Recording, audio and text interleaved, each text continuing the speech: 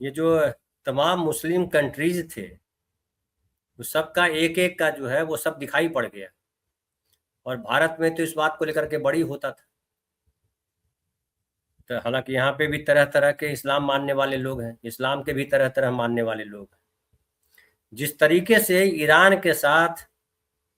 मुस्लिम देश ही खिलाफ है, सऊदी अरब कह रहा है, कहा जा रहा है कि सऊदी अरब ने ही कहा कि मारो इसको। और खामनेई जो है एक ऐसे व्यक्ति के तौर पे अब और दिखाई पड़ते हैं जिसके भीतर इंसानियत थी। आप जितना भी बदनाम करें या जितनी भी बातें हों वहाँ ना, या स्त्री स्वतंत्रता की बात हो, तमाम बातें हों, लेकिन कम से कम 150 168 बच्चों को मारने वाला खामनेई के नाम पे कहीं है नहीं कि 168 बच्चों को मारा, किसी स्कूल में कुछ गिरा दिया, किसी अस्पताल पे कुछ गिरा दिया। और जो कंट्रोल था वो कंट्रोल ऐसा लगता है, खामनेई जो कंट्रोल थे, विवेकी कंट्रोल था, वो छूट गया है। और ईरान जिस तरह से लड़ने पे आमादा हो गया है, और जो उसके जनरल कह रहे हैं कि भैया हम बर्बाद हो जाएंगे, तुमको बख्शेंगे नहीं, और याद रखोगे वियतनाम और जो अफगानिस्तान से जो पीड़ा मिली थी, जो घाव मिला था, उससे ज्यादा गहरा घाव हम देने वाले हैं। आप इसको किस तरह से देखते हैं? मुस्लिम समाज में किस तरह की प्रतिक्रिया है? नमस्कार आप सभी को। आज होली का शुभकामनाएं। धनंजय जी, देखिए ईरान का जो इंटरनल मसला है उससे तो किसी को कोई लेना देना है नहीं। 1979 में जब रिलीजियस लीडर लोग पूरा देश के कंट्रोल अपने हाथ में लिया और इस्लामिक रेवोल्यूशन के तौर पे अपने देश को शासन करना शुरू किया, तो उनके जो इंटरनल पॉलिसी उन्होंने बनाया उससे बाकी लोगों को तो मैं समझता हूँ किसी को कोई लेना देना था नहीं। हमें ये देखना चाहिए कि एक सॉवरेन कंट्री के हिसाब से उन्होंने किसी के ऊपर कोई जाति की, उन्होंने किसी के ऊपर कोई अटैक की, उन्होंने किसी को किसी देश के साथ कोई रिलीजियस पॉलिसी के बेस पे कोई भेदभाव किया, या जो अरब कंट्रीज के और सारे लोग हैं भले उनके साथ मतलब शिया और सुन्नी के तहत जो एक होता है, एक डिफरेंस जो होता है, तो वो होते हुए भी ईरान के खिलाफ ऐसा कोई गंभीर कोई आरोप नहीं है कि उन्होंने किसी के ऊपर कोई आ, आ, कि खुद से कोई अटैक कर दिया या किसी को किसी के खिलाफ जाके कोई किसी के कोई सॉवरेन कंट्री को उनके इंटरेस्ट को हड़पने का कोशिश किया, ऐसा तो नहीं है। अभी बाकी आपने जो कहा कि मिडिल ईस्ट के अंदर जो जैसे कि यूएई, जैसे बहरीन, जैसे ओमान, जैसे सऊदी अरबिया, जैसे कतार, इस तरह के जो 10-12 जो देश है, इन देशों ने, ये तो जाहिर सी बात है, आप सब लोगों को मालूम है कि इन्होंने एक तरह से अमेरिका को पनाह दिया था अपने देश के अंदर ताकि अमेरिका से दोस्ती करके उनको कुछ फायदा मिले। और आज ये देखा जा रहा है कि जब क्राइसिस है तो अमेरिका उनको बचाने के लिए कुछ भी नहीं कर पा रहे हैं, और ये कहीं ना कहीं अरबी मुल्क के ये तमाम देशों को इसका एहसास हो चुका है। रही बात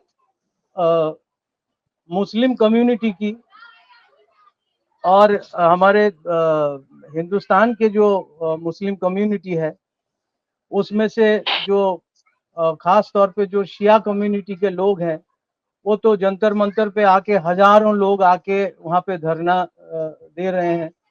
वो अपना छाती पीट रहे हैं, मातम मना रहे हैं। और उनके जैसे दुनिया के और भी देश में जहाँ जहाँ शिया बहुल इलाका है, वहाँ के लोग अपने अपने तरीके से दुख प्रकट कर रहे हैं और खमैनी साहब को कॉन्डोलेंस कर रहे हैं उनके साथ जो भी किया गया। अब देखिए हमारे हुकूमत की तरफ से जहाँ तक ये बातें हो रही थी, आप सभी पैनलिस्ट बहुत अच्छे तरीके से अपने अपने विचार रख रहे हैं। तो मैं तो यही कहूँगा कि देखिए हमारी हुकूमत का जहाँ तक सवाल है कि जिस देश का विदेश नीति एप्स्टीन और रीड हॉफमैन, स्टीव बैनन और अनिल अंबानी जैसे दलालों के द्वारा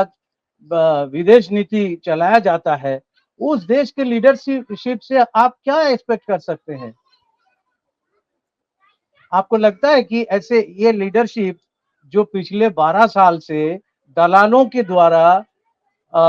बताया गया विदेश नीति के ऊपर चल रहा है, वो क्या आज खमैनी साहब के इंतकाल के ऊपर वो अपना बयान देने का हिम्मत रखता है? मुझे तो नहीं लगता है। और ये देखिए कि इसका ये जो इजराइल और यूएस का, इजराइल और अमेरिका का जो इन दोनों ने मिलके जिस तरीके से अनप्रोवोक्ड अटैक जो किया ईरान के ऊपर, अटैक तो ईरान ने नहीं किया, जबकि बातचीत चालू थी उनके अंदर, फाइनल स्टेज की मतलब उनके साथ नेगोशिएशन चल रहा था।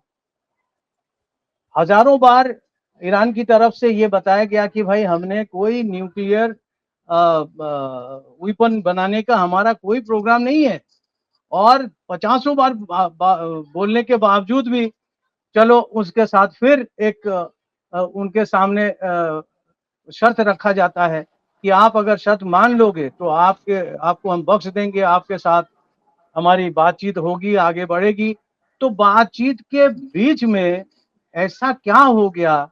कि इन्होंने इस तरीके का हमला कर दिया जिसमें उस देश के राष्ट्रप्रधान जो है उनको मार दिया जाता है,